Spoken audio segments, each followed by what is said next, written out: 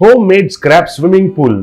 अंबापुर के गांव में राम नारायण कहकर एक आदमी गाड़ी को धक्का देते हुए गली गली में घूमते हुए पुराना लोहे का सामान खरीदते हैं, पुराना प्लास्टिक सामान खरीदते हैं, पुराना पेपर खरीदते हैं, पुराना चीजें खरीदते हैं कहकर पुकारते हुए उनका जिंदगी गुजारते हुए उसका परिवार का पोषण करने लगा।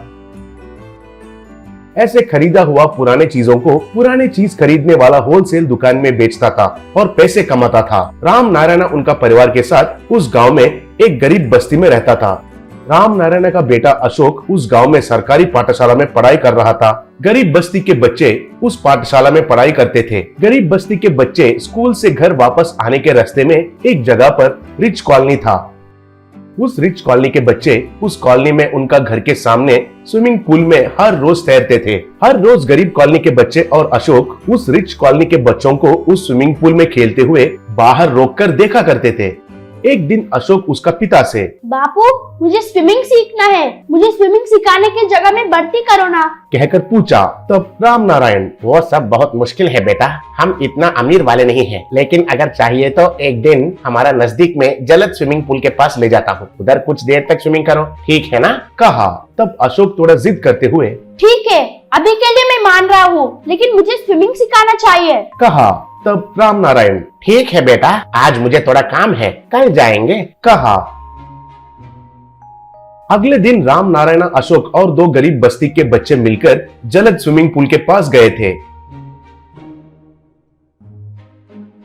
राम नारायण उस स्विमिंग पूल का निर्वाहक से, हमारे बच्चे स्विमिंग करना चाहते हैं, कितना है फीस पूछा। तब मुकुंद राम नारायण और बच्चों को ऊपर से नीचे तक देखकर, आप जैसे गरीब लोग स्विमिंग करने वाला स्विमिंग पूल नहीं है ये, जाकर कहीं तालाब में या फिर कुएं में स्विमिंग करो, चलो चलो कहा।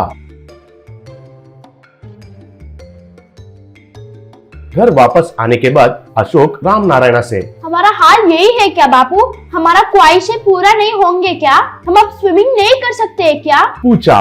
तब राम नारायण, क्या कर सकते हैं बेटा, तुम्हारा ख्वाहिश पूरा करने के लिए ही वो स्विमिंग पूल के पास लेकर गया, लेकिन वो आदमी हमको उधर से जाने के लिए कहा, तुम खुद देखा है ना, अब मैं क्या करूं कह रहा था। तभी एक बच्चा का मामा विवेक उधर आकर, तुम क्यों दुखी होते हो जीजू, अगर सच्चा मन है तो सही रास्ता मिलेगा, हमारा बच्चों का ख्वाहिश तो छोटा सा ही है, तुम्हारा पास पुराना चीजों से ही हमारा घर के सामने ही एक स्विमिंग पूल तैयार करेंगे, उसे कैसे बनाते हैं मैं दिखाता हूँ कहा। तब राम नारायण और विवेक मिलकर पुराने लोहे का डिब्बों से एक स्क्रैप स्विमिंग पूल को तैयार किया।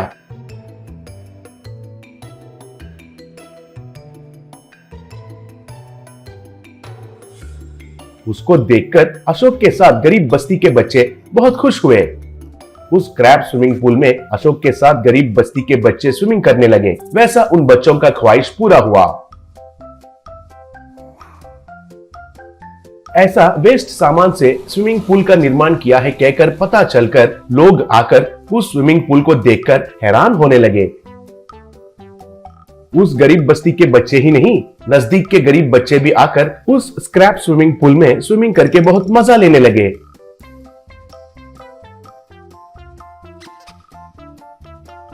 वे सब बच्चे विवेक से, बहुत थैंक्स मामा, हमारा स्क्रैप स्विमिंग पूल बहुत बढ़िया है, रिच कॉलोनी बच्चों का स्विमिंग पूल से भी हमारा स्विमिंग पूल ही अच्छा है कहा। तब और एक, ऐसे रिच वाला स्विमिंग पूल को तो कोई भी बना सकता है, लेकिन ऐसी स्क्रैप चीजों से स्विमिंग पूल का निर्माण करना ही महान है कहा। और एक आदमी उस स्क्रैप स्विमिंग पूल में बच्चों का वीडियो लेकर स्विमिंग पूल का वीडियो यूट्यूब में अपलोड किया। वो वीडियो बहुत वायरल बन गया, अच्छा व्यूज मिला, विवेक को बहुत प्रशंसा भी मिला।